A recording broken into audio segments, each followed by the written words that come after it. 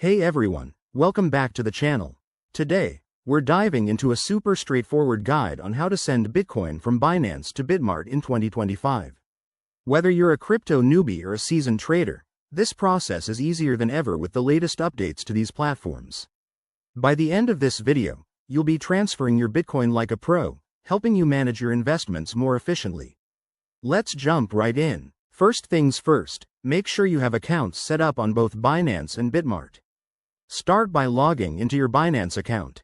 Once you're in, head over to the Wallet section, usually found in the top menu.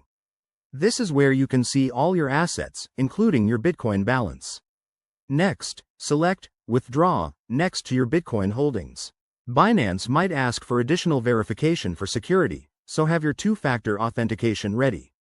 Now, you'll need the Bitcoin deposit address from Bitmart. Log into your Bitmart account in a new tab. Go to the Deposit section and copy the Bitcoin wallet address. Double-check that it's for Bitcoin. Mistakes here can lead to lost funds. Back on Binance, paste the Bitmart address into the withdrawal form. Enter the amount of Bitcoin you want to send, but remember to leave a little extra for network fees, which have been optimized in 2025 for faster transactions. Review all the details carefully, then hit Confirm. You'll get a confirmation email or notification. Don't skip verifying this step. Once the transaction is initiated, it usually takes a few minutes to an hour, depending on network congestion. Head back to Bitmart and check your wallet to see if the Bitcoin has arrived.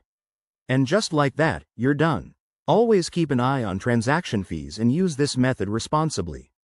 Thanks for watching. If this tutorial helped you, give it a thumbs up, subscribe for more crypto tips, and drop a comment below if you have any questions. Stay safe out there in the crypto world. See you next time.